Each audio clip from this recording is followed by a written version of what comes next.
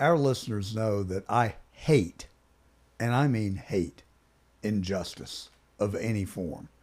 And when we run across people who are the victims of injustice, we try to highlight them on the show and bring their story to light. That's what we're going to do with Fred Galvin. Right now, he is retired from the Marine Corps, where he served with distinction for 27 years, with a little footnote that we will get into. He served with distinction, but his career was sidetracked for a spell. He's written a book, a compelling book called A Few Bad Men, the true story of the U.S. Marines ambushed in Afghanistan and betrayed in America. And therein lies his story. Fred, thank you for joining us on The Truth today. Thank you for having me, John. So you write in your book that you did exactly what you were instructed to do and commanded to do in the Marines, and then you were subsequently persecuted for it. Is that right? That's correct, John. Tell us your story if you would. Absolutely.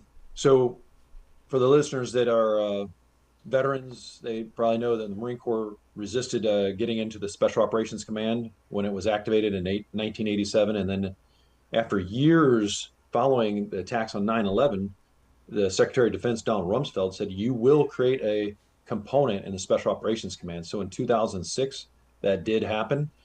I was the very first Marine Special Operations Task Force commander, and we manned, trained, and equipped a Special Operations Task Force, which we deployed to Afghanistan. And on our 30th patrol, we were operating in the Tor Bor mountain areas right at the border of Afghanistan, Pakistan. So we could not go into Pakistan. That became a sanctuary for the Taliban and Al Qaeda to radicalize and fully train foreign fighters and suicide bombers. They bring them across the border. Of course, America paved or paid for a road, the first highway that was very useful in importing foreign fighters to fight the war in Afghanistan and exporting their main cash crop, which was opium and poppy. So we went into this village, and John, you know what I'm about ready to talk about. The first major village inside Afghanistan, that's going to be basically like an Amazon distribution center or fulfillment center. You're going to link up with those foreign fighters, with their handlers, and ship them off to fight the infidels in Kabul and Kandahar. And that's just exactly what was going on. But we had completely bomb-proof intelligence of 4 suicide bombers. We knew their exact home, what they were being harbored up in. But in 2006, they had these new NATO rules of engagement, which basically were the handcuffs put on American forces because we had runaway success in Afghanistan up to that point. But this new strategy was, these rules of engagement was the counterinsurgency strategy, the winning hearts and minds that worked so unsuccessfully in Vietnam. So we resurrected it, of course, hijacked the Hippocratic Oath of first do no harm. So we go rolling into this village, not to action what we call this target, these 4 suicide bombers, but because the rules of engagement did not allow. So we had to sit down with the tribal elders, which was our purpose that morning, and basically suss out some information to build this federal case to later do it. And hopefully those people won't kill us, but that's what their intention was that morning. We didn't even get a chance to get out of our vehicles. We came into the village. We were slowing down, and a van filled with massive amounts of shrapnel and fuel detonated right at the front of our patrol. Then we had a vehicle with 4 suicide jihadists trying to come at the front of our patrol that just got hit with that suicide bomber. And they tried to finish us off, but we did what United States Marines are trained to do in an ambush. We counterattacked, made quick work, killed all those jihadists. Then we started receiving fire immediately on the opposite side of the road to our right in a dry riverbed. We quickly aimed in. This happened at 9 o'clock in the morning, John. So this wasn't limited visibility, fog of war, but we were receiving sniper fire from a hilltop. They dragged a vehicle across the road, blocking us in this kill zone, attempting to kill our entire patrol of 30 Americans. We killed everybody that was shooting at us. We fired over the heads of this mob that was unarmed, and then we drove around this obstacle and returned to our base. And 20 minutes later, John, just think about if this happened here in Palm Beach, within 20 minutes of something happening, this was on the international media saying that Marines had killed, mass murdered women and children and civilians in this town. Taliban, this is a Taliban controlled town. So they were saying, stoking the narrative that we were drunk and that we dismounted and went door to door, just murdering, sport killing. They had a protest that went up to their governor, went up to their president, Hamid Karzai. He condemned us. And we were working, our Marine Special Operations Task Force was working for an Army colonel. And John, that's like bringing a Marine Special Operations Task Force to work for the Green Berets. That's equivalent to bringing your girlfriend to meet your wife. That we were completely unwanted. This was like the lowest form of gut punch. So the Army was happy to get us kicked out. That's exactly what happened. They turned it over to the Marines. And when you read the book, A Few Bad Men, and you see what the Marine Corps senior leadership did as far as dogpiling 45 criminal investigators and 4 prosecuting attorneys, interrogating Marines, threatening to deport one Marine's family if they did not sign the Naval Criminal Investigative Services prepared statement, that actually occurred. You Google search my name and ABC News, look at and listen to the Marine from 2015 talk about that on ABC. This happened in America. So when you talk about lawfare, if it can happen to frontline foot soldiers, if it can happen to the President of the United States, this type of corruption, this abuse of power should never be tolerated. Those people should be held accountable. But when you read this book and you see what happened in that court and how they fought me for 11 years to not have this courtroom transcript declassified, which now is, I mean, what I described to you, John, is a garden variety gun battle. It's not Jason Bourne's knock list or some location of the submarines at sea with tomahawks. It's gun battle. And there's no reason to classify and move the media out of the courtroom day after day during all defense witnesses' exculpatory comments. But this type of abuse, this is Gestapo tactics. This is what happens when the largest employer in the United States, by far the most lethal, starts to decide, hey, we're going to, and we were exonerated, but the press ran away. When the press printed only what they heard, well, then we were professionally destroyed in the media, and that kept going. I mean, I continued to serve 7 more years after this until I hit service limitation due to my rank. And but the professional destruction had a lot of long-lasting effects against the Marines and our task force.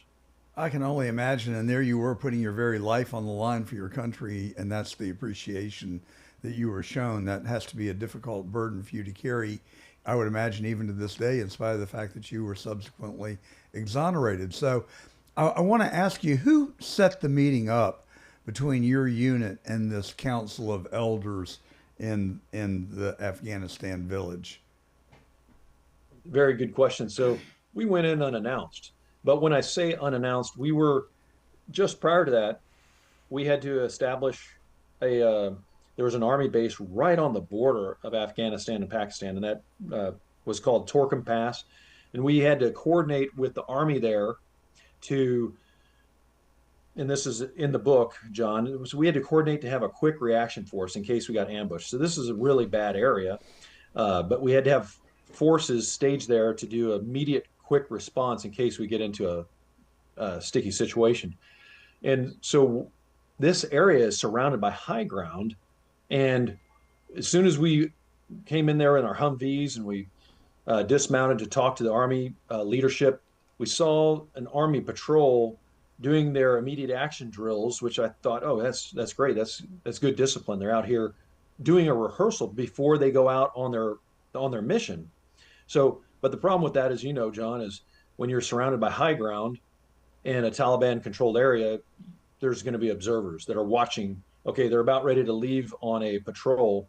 So we left before that Army patrol did, and we went into this village unannounced to do this tribal leader engagement. And because the Army had telegraphed what they were about ready to do, we were the ones that got hit on that patrol. So we don't let them know ahead of time by any coordination and communication to the Taliban or people in that village, but obviously they were watching American bases and were able to prepare a deliberate ambush against us. Well, that was the question I was trying to get to, is how did they become so well prepared? How much time intervened from when you left your base to the time that you arrived at the village? There was about a 1 hour time block. So we did some coordinate. We left our base at the Jalalabad airfield at 6 o'clock. We went through that. The atmospherics were totally different when we passed through there earlier. Men, women, children. Uh, this was a marketplace, so they were buying different items.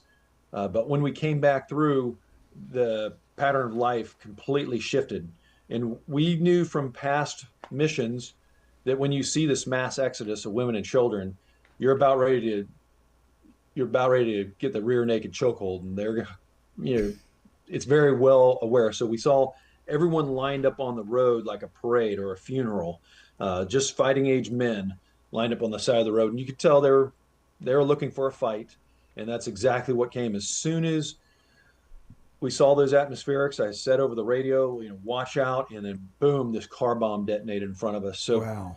they definitely knew what's going on. They What, wanted to protect that was village there any because it piece was of a you that sanctuary. felt set up by this? I mean, do you think that somebody would have could have brought this on your unit intentionally? Looking back, John, I honestly thought this was, and I still do think this, the intended target was the Army, who they were in broad daylight doing their rehearsals with ability for the enemy to observe that. So they were telegraphing they were going to leave that morning. So it's just a matter of time. So the Not enemies, of intentionally, but course, it was just a consequence of what they were doing. yes. So their enemy is loading the ambush site. They're sitting there on a hair trigger, ready to uh, pull the trigger as soon as they get the. And we went into the Tora Bora Mountains. We were actually we went on a circuitous route up into the mountains to see where we could. Our mission was to go up into the mountains there and hunt down Bin Laden. That's where he was last seen. Hmm. And then when we went into that village for the second portion of the patrol's mission to engage the tribal leader in that village, uh, I'm sure the Taliban thought this was the army patrol, and they got a Marine response. Because one thing I didn't mention, I'm not trying to disparage the army at all. This was just this one platoon that was stationed at the Tora Bora Mountains, and when they were doing their rehearsals, they were saying contact front, and the turret gunners in the turrets of these Humvees would duck down, and they would announce drive, drive, drive. So their tactic for that 66 military police patrol was to duck and run, to get out of there. And the enemy, they attacked very violently with suicide bombers, which is unpredictable. John, you can't tell where the next suicide bomber is coming, if he's coming in a van or on foot. So they use those tactics of not just using shrapnel that had evolved now to putting a large amount of fuel. So when a human body burns and you hear your brothers in arms screaming and writhing, excruciating pain from their skin melting, and you see that does a lot of psychological damage and causes fear, which creates hesitation, and people want to stay away from that area. And that was the Taliban's goal, that this was a logistics node. They did not want American forces patrolling anywhere near there. I see. And there were subsequent many raids that went on there by other special operations forces because that was an enemy stronghold. So they had pretty much continual preparedness for engagement if you guys showed up there. Is that what I'm hearing? Yes, however, John, we did overwhelm them. We had six Humvees, machine guns on every turret, and we did make quick work. And that's what we were trained to do. One of our Marines, he did receive some shrapnel in the arm from the blast. That suicide van filled with explosives. This is a miracle. If you believe in miracles, this van went off right in the front bumper. It contacted our vehicle, and the Marine in the turret got some shrapnel in his right bicep, and he was on fire. So he was knocked down in the turret from that blast. He stood up, extinguished his flames, oriented to the south side of the road to his left, and saw this Toyota Prado sports utility vehicle with a driver and three jihadists, firing at us with fully automatic AK-47s and trying to finish that vehicle off. Which he and there was that vehicle that they hit with the suicide bomber, it had a troop compartment. Every other Humvee was completely enclosed in steel, but this one was used as our ambulance. Obviously, the enemy's going to target the weakest link, so they hit that vehicle and they tried to finish that vehicle off. But our Marines did what American Marines are trained to do, and without any hesitation. It was very heroic to see with my eyes directly in front of me, a Marine stand back up, you know, extinguish these flames and get on his medium machine gun and destroy the enemy. But that driver jumped out of the vehicle and he continued to fight against us from this ditch. And that same driver, when we passed in our vehicle, we shot at him and we couldn't get him, but we did see him and he testified against us from Jalalabad airfield, a U.S. base, a year later during our trial, and saying that he swore on the Quran and to Allah that everything he's going to say is truthful. And he changed his testimony that he made to the Naval Criminal Investigative Service, saying 3 people were killed in his vehicle. And then during the actual trial, he said only 2, because he himself was on this high-level terrorist. I can't give the name of the agency, but and so was his cousin. So these were not guys on some Saturday night knitting circle. These were, bad hombres, and they were there to kill us. And NCIS used these in the prosecution as their star witnesses, bringing them on a base. They paid them salacious payments. They paid for 3 people, equivalent of 4 years average Afghan salary for every single person that was killed. We paid a terrorist. But as you've likely heard, we paid terrorists under the Biden administration over $40 million a week. That people have to be held accountable for, aiding and abetting our enemies. But like my grandfather used to say, don't be so open-minded that your brains fall out. And that seems like where it went in Afghanistan. So what was the time frame that this occurred? When did it happen? Yes, John, good question. So we deployed in 2007 and the trial was in 2008. So if you recall this tail of the tape timeline, and I'm from Eastern Kansas, I had no political affiliation as a young major, but this was going into a general presidential election cycle against where Senator McCain and Senator Obama were running against each other. They had requested and been granted a surge into Iraq of 100,000 American forces. It was very bloody in the media, and the media was painting that picture of, look at what Bush is doing. If you elect McCain, you'll have more of this. And Obama, people didn't know he was an inspirational speaker, but we were pawns being used in this big chess game to look at what Marines are now doing in Afghanistan. So do you remember the date that the battle occurred? Yes, we were ambushed on March 4th, 2007. All right. So how many people did we lose? How many casualties did we have in that? So, John, I've never lost a Marine in combat. One Marine was wounded with shrapnel, and he was burned a little bit, but that was it. So on that mission. Then you immediately returned to your base after that? So that vehicle had its communication knocked out. And after that engagement, the first thing we're trained to do if we get contact is dominate the fight. So we eliminated the threat. We had to use hand and arm signals because we didn't have radio communication with that vehicle. As soon as it entered that fireball, that van, we thought we lost everybody. I mean, it was that big. It scorched the trees, the branches over 100 feet in the air. Wow. I mean, I've seen tons of roadside bombs, but this was the biggest. So we had to gain communication and find out, is everybody okay? Can that vehicle move, or does it need to be towed? And as soon as we realized this took us less than 5 minutes, we departed the air. Our gunner in the first vehicle fired over the heads of the mob that was swarming towards us. And then we just drove around that vehicle that was T-boned in the middle of the road and went back to our base. And then as soon as we got back, I had one of the Marine sergeants, tell me, I was on the patrol, and as a commander, he came up to me and said, "Sir, this is already on BBC radio." Within 20 minutes of us being attacked, this was already out on BBC. And then short to follow that same day, New York Times, Washington Post, Then it was on every major headline in the world. Well, how did it get on BBC in such a short order?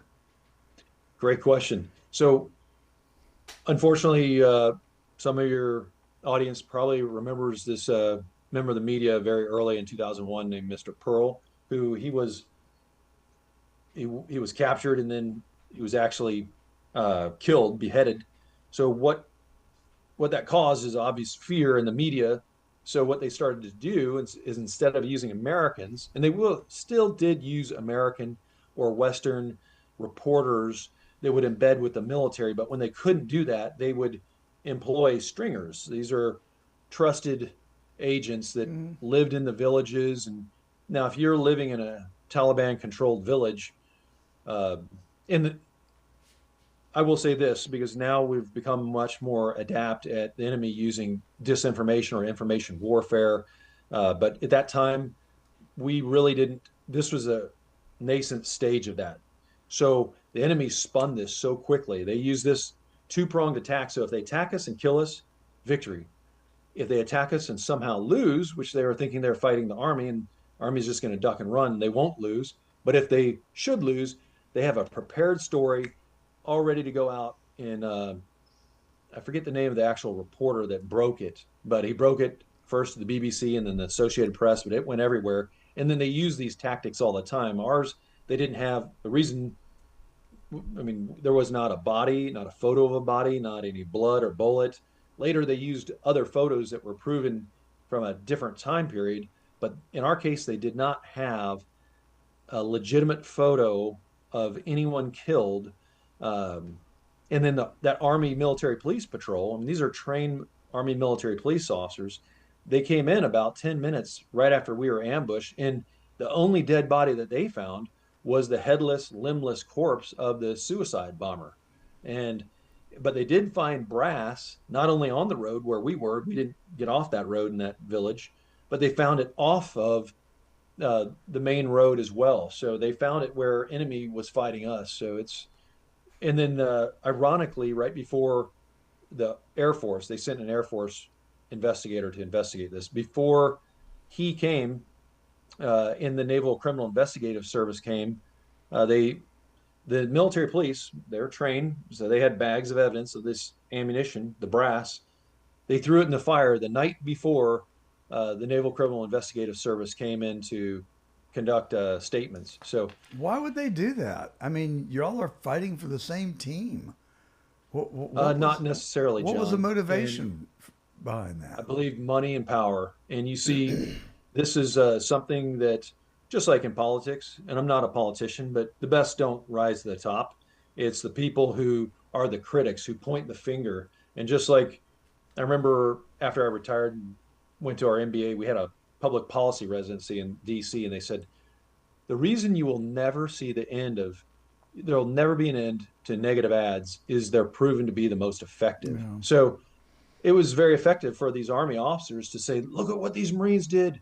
And they had this speech. If you Google search Colonel John Nicholson, these Marines killed these innocent Afghans in cold blood. And, Jack Murtha, from former congressman from West Virginia, he did the same thing. And he was a Vietnam vet in the Marine Corps. He said that about the Marines in Haditha.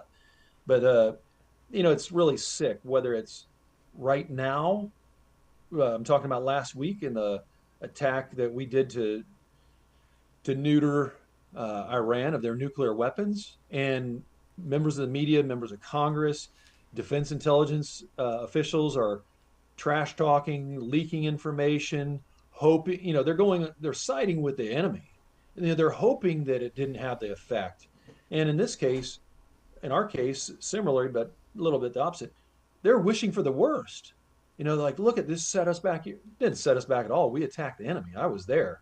And I took a polygraph. Uh, and, no deception indicated that there was no civilians killed that morning at all. And then the same unanimous statements of all 30 of the men on the patrol. So when our leaders, and when you read the book A Few Bad Men, the first thing I'd ask people to look at is go back to Appendix 3 and read those 73 statements that NCIS took of the Afghans and see, like, would you believe all these contradictory statements that we came in tanks, that we were drunk and went door to door kill? I mean, they're all different. Uh, it makes no sense at all. Most of them, continuous amounts said, I was told by my tribal elder to come here and get money. And NCIS said, well, we're not offering you money. That's somebody else. Then they immediately got up and left. And many of them denied an attack after that. But it's when you're paying people, is there incentive? You better believe it. John, if right there in Palm Beach, if people were offering 4 years average American salary, if they were saying, "I'll pay you $250,000, you don't need to show any proof whatsoever, just go down to City Hall," there'd be more than 19 people lining up with a story to tell you. So, It's just hard to digest that and hard to accept that that could happen in our great country. And were you ever able to track it back to the head of the snake? uh, Who? I mean, somebody had to be the puppet master to oh yeah, wage this criminal investigation and subsequent trial against you all. one of the jury members in the military, they call it a panel member, but it's akin to a jury member. His comments that he's made in the Military Times after this was over, and he advocated, he was, you can Google search at that on the Task Force Violent and Military Times and listen to this jury member, Steve Morgan, Floridian, and he's talks about it with a lot of strong emotions. That he says this was the perfect storm of bad officers, and he goes on to say not just Army officers, not just Air Force officers. He uses the phrase "doggone Marine officers," and what happened is, I'll go back very briefly, high level. In World War II, there was the British Royal Marines, and Churchill wanted to create this commando force to go behind German lines. So he created the British Royal Marine Commandos, and they were very successful. Roosevelt wanted the same thing. So he created the Marine Raiders. And right after Pearl Harbor, the Marine Raiders were created in February of 42. They conducted a very successful attack on Macon Island, which caused the Japanese to have to distribute their force all across the Pacific, making them weaker, where they couldn't strong point big islands like Guadalcanal. But while FDR was still the president, in only 2 years, the Marines disbanded it with the stroke of a pen in one sentence. They comment on the Marine Corps said it's not in the best interest of the Marine Corps to have an elite with an elite, and it went away. So these handpicked units, the Marine Corps has never liked, and it took Rumsfeld in 2001. He said all of the joint services will increase their capacity for special operations forces. The Marine Corps was the only one that didn't comply. And smartly, the Marines were probably hedging their bets and saying Bush 43 will be like his father, he'll be a one-term president. Well, that didn't happen. He was reelected and he kept Rumsfeld initially. And Rumsfeld ordered the Marine Corps, you will activate. And the Marine Corps had slow rolled, oh, we'll send some Marine officers to be liaisons down at the Special Operations Command in Tampa. And that didn't appease Rumsfeld. And then they did this proof of concept to see if our elite, the Force Recon Marines, which I had been serving in, could even compete with Green Berets and Rangers and SEALs. Well, that supposed to last 2 years. It got dragged on for 3 years. After Bush got reelected, Rumsfeld lost it and said, you're going to activate this. And that's when we started the very first Special Operations Task Force. I was selected as a commander, and we deployed to Afghanistan. But I say that background, John, that the Army didn't want competition because that's an extra piece of the pie that has to be shared. The Marine Corps, they didn't want this at all. And when you have this first ability to have some kind of melee type of incident of the 21st century, this is ability to scuttle this whole organization. So the Marine Corps, you read this book and you ask the question, who did this and how have you been able to process it? The Marine Corps did far worse than the Taliban. The Marine Corps senior leadership, I'm not talking, let me rephrase that, not the Marine Corps, a few bad men. Yes. Just like the movie A Few Good Men, like your title of your show, The Truth, you can handle the truth. And a few bad men developed this, hey, this is what we're going to do. And they went along with it. And one of our, God bless him, the late Congressman Walter Jones, who was a district representative where we were stationed there in North Carolina, said, Major Galvin, this just went too far. And he saw these military leaders that were just dogpiling on us, and the tactics that they used to deceive and trick Marines. And the goal was to imprison us. And, Well, why would the just like, Marine leadership want to allow this to happen to you? I was expecting you to say that the Marine leadership would come to your defense and push back on the Army that somehow felt that they had to compete against the Marines. yes, and this is what happens when there's extreme prejudice against, hey, we don't need elite Marines. We want to get rid of this. And this is the narrative that we're going to stick with. And you guys are disposable. So that was a means to an end that they were determined to It get. was. So They did narrow it down on that patrol to set. There was 30 men on the patrol. They narrowed it down to 7 of us. And then only when it came to a trial, myself and one other Marine, we went to trial. It was the only of the 120-man Marine Special Operations Task Force, just myself and one other went to trial. Um, thank God that so Marine only is, 2 people went to a trial. yes, What myself happened to and the one other other. 5? They just narrowed it down and said, hey, you know what? We're gonna aim like a laser on these 2 leaders, and if we fell, then like I wrote in the book, obviously those 5 others would likely go down with us. But I see. we went in the courtroom, and that same jury member, Lieutenant Colonel Steve Morgan, said to the Military Times in a subsequent televised recorded address that's online, he said, we had all these read-aheads from the Naval Criminal Investigative Service it's akin to propaganda. I mean, they had an agenda. He goes, but in the first day of the trial, he goes, that narrative started to fall apart immediately. And he goes, then we saw this is not what we'd been reading. So we have to be very careful when you're talking, as you mentioned at the start of your show about justice, that it is the truth, the whole truth, and nothing but the truth. And that's what our media right now happens to do. It's a lie that started in the Garden of Eden. It's a half truth that's mixed with something that's going to tickle our ear, that we have some fear or we want to believe that, but it's wrong. And we have to use sound judgment and discernment to figure out and test to prove, is this right or wrong? But that came out in the courtroom. It came out very clear, but there was no reason to ever move the media out of the courtroom. And that didn't happen one time. That happened for 3.5 weeks, again and again.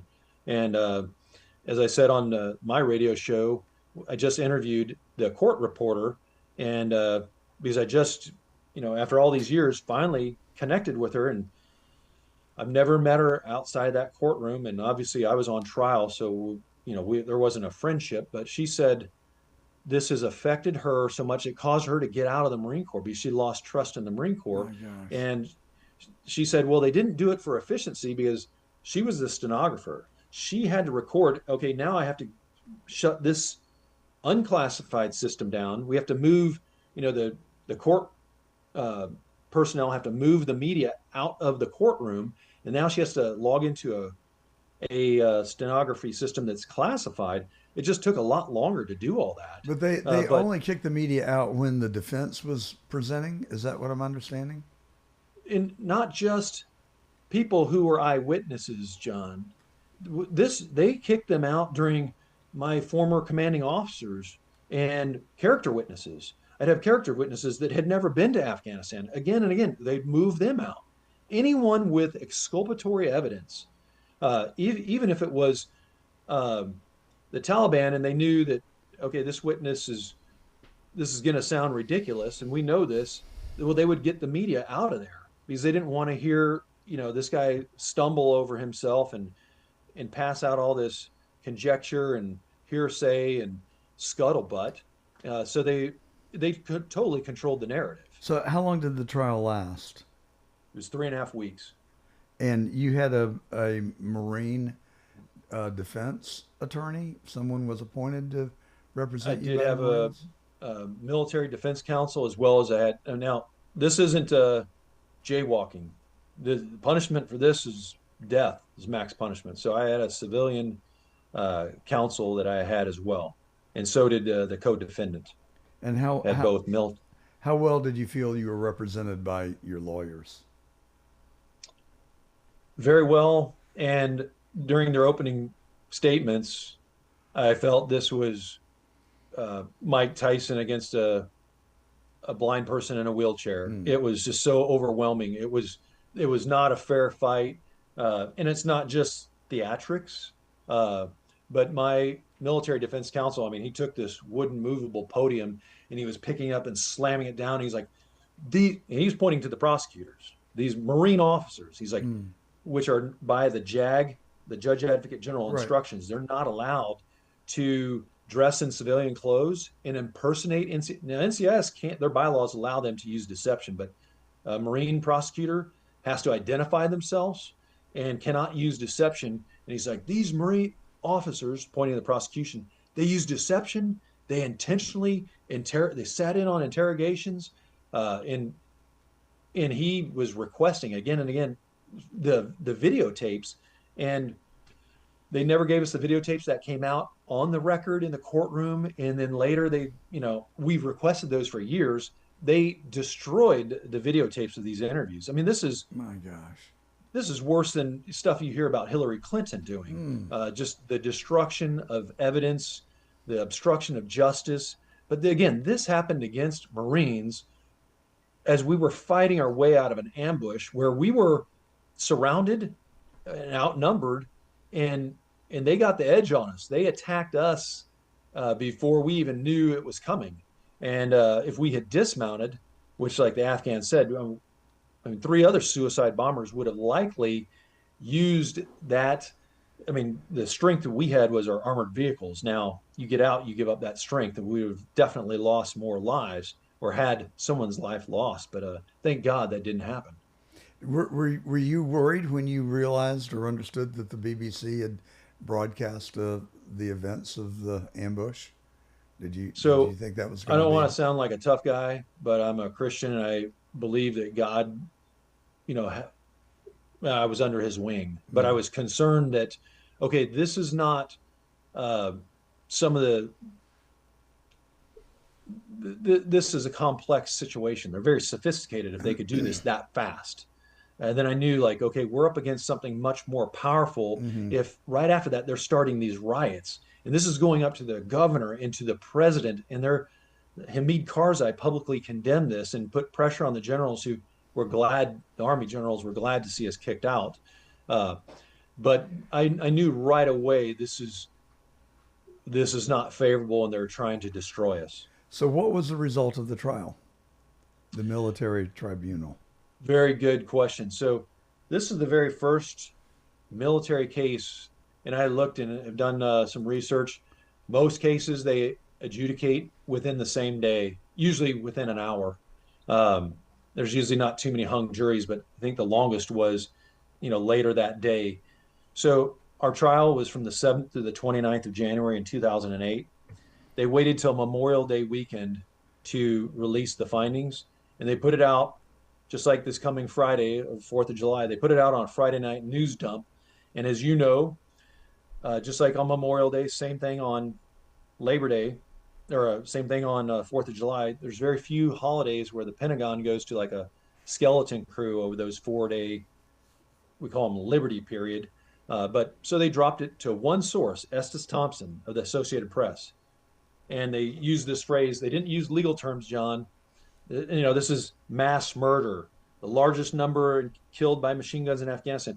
They said not innocent, not guilty, not dismissed. Those are legal terms. They said we acted appropriately. So the press ran with that and continued to slander us for 7 more years that I continued to serve. And on the day of my retirement, they still said that, how they got my retirement date. I mean, it's not like I announced it, but I believe there's a lot of coordination that occurred between the military and the media to continue to hang this on me, knowing that I'm getting out of the military. And they put a gag order on us, which I was still subject to while I was in the military. But the day I got out, the Military Times attacked us. They attacked us saying that we killed 19 and wounded another 50, which is total false narrative. But you had They been were exonerated. Did I understand you to say that? Well, If the acting pseudo, appropriately is not exoneration, I don't know what is. and it took 12 years for me to continue to fight, not just to get the courtroom transcripts declassified. That took 11 years, but 12 years to fight. And finally, the Pentagon released a 12-page statement. This is in, Bush 45 or Trump 45's administration, but they had made a decision in May of 2018. Now, the Secretary of Defense at that time was uh, Jim Mattis, who was also the convening authority of our trial when he was Lieutenant General Jim Mattis.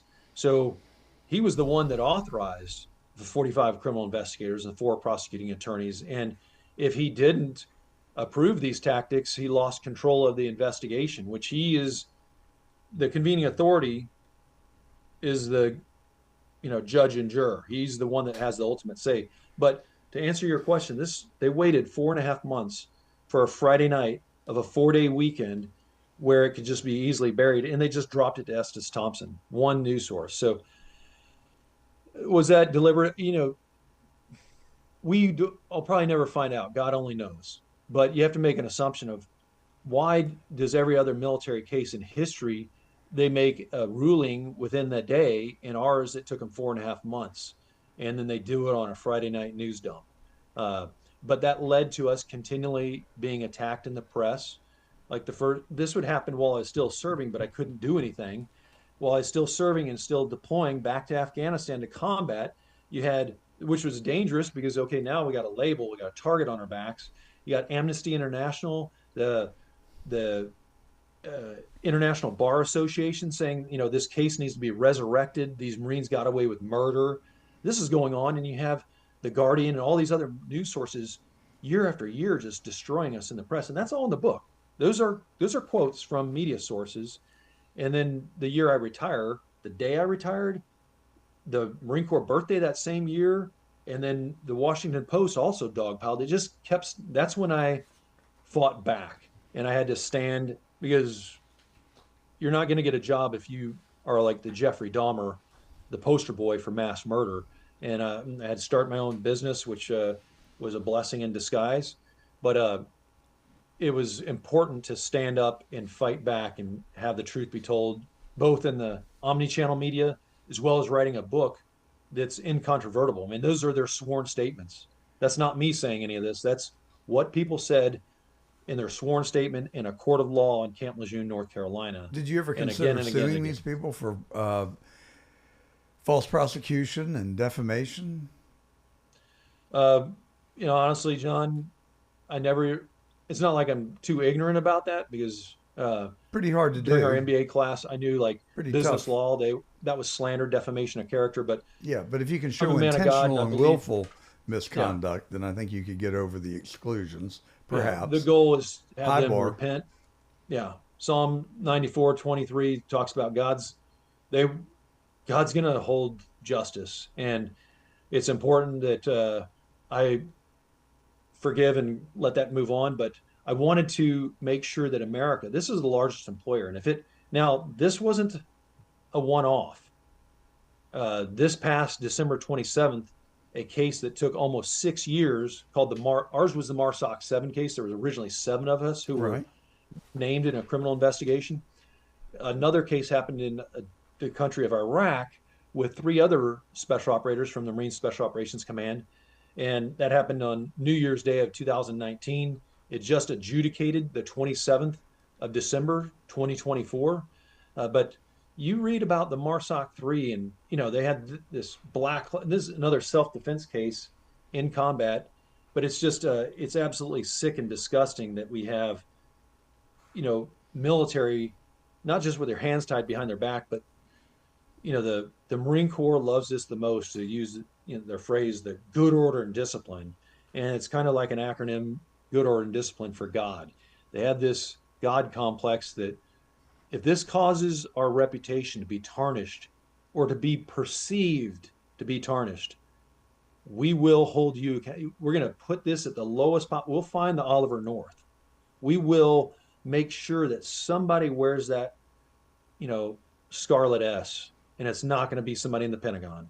It's going to be the person at that tactical level, at the point of friction. That, I mean, so what's the incentive to go out and wage the war against the enemy if you know your leaders are going to throw you under the bus? 100%. And my question to them would be, you were ambushed by the Taliban, and with a suicide bomber and explosives like none other that you had seen before that, and no civilians were killed. What would they have had you do?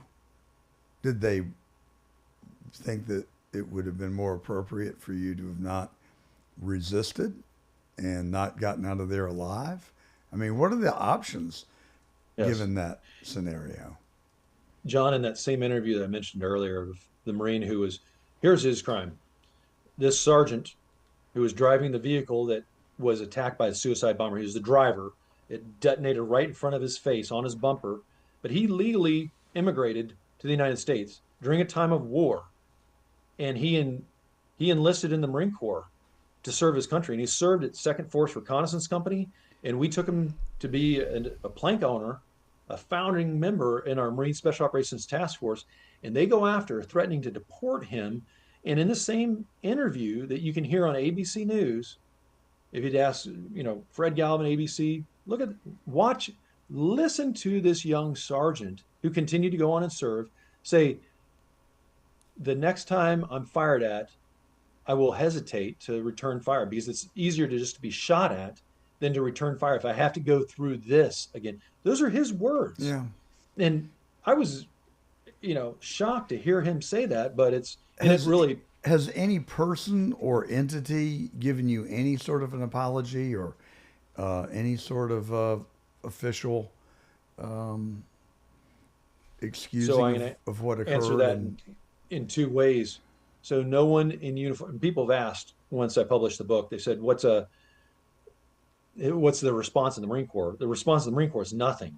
They did have General Dunford, who was he was a former commandant. He's chairman of the Joint Chiefs of Staff, and then the commandant say, "Well, we wish Fred Galvin well." But that's after, in 2019, the day after Mattis was fired, when they had this 12-page report. And here in that 12-page report, they by named these bad men. They use their names, and which are in the book. They explicitly described what they did. They used words such as immoral, and this was unjust. But you know who signed that, John? No one in uniform. Who signed that was general counsels in the Department of the Navy, in the Pentagon, Catherine Kesselmeyer and Elizabeth Hill, civilian attorneys. They were the ones that had the guts to, just like the Jack Nicholson said, You can't handle the truth, but you can. But the military, no one in uniform has said squat as far as a legal term saying you are innocent or not guilty or that this is finally over. But that 12-page report sets the record straight. And if you really want to read what happened, buy the book and read that, and you'll be shocked. The most commonly used word that I hear people say in reviews or to my face is, "This is the most disturbing case that I've ever seen." And I've heard that from attorneys, military, legal professionals. It's like this court reporter. She said this led to me losing trust in the Marine Corps and getting out. And I didn't hear her say that from when I last saw her at 2008 as working in the courtroom until I just interviewed her 2 weeks ago. It's really a shame. Well, I first want to say thank you for what you've done for our country, and secondly, I'm very sorry that you've had to experience this. I think you surely are entitled to much better and different treatment. I think that you should have been decorated as a hero for standing up to the enemy and protecting the other men that were in your detail. So I would say I wish you well, but I don't like those words any longer. God's blessed myself and the men. They've struggled through a lot. Yes. It was not easy for these men to face this kind of betrayal. Much like the scene from Braveheart when he jousted the knight on the horse and finds that's the King of Scotland that he's fighting for. To have that betrayal, that who you're fighting for is the person you're fighting against. They're wearing the same uniform as yourself. Our men faced that, they overcame that, and they've had extreme success in recent years because they persevered. And God bless them all. Well, you were fighting for what we celebrate on July 4th, and that is our independence and our freedom. So thank you for that, Yes. Major Fred Galvin. And I hope the book does extremely well. And I hope you get the good recognition that you so rightly deserve before it's all said and done. Where do we find your book, and how do we keep up with you? So on Amazon, it's available on Audible, hardback, and Kindle. And you can find out more about the book at commandoshow.com. All right. Correct. Well, thank you, Fred. Enjoy the rest of your weekend. And again, thanks Thank for you. coming on the show with us today. Thank you, John. Have a good Independence Day.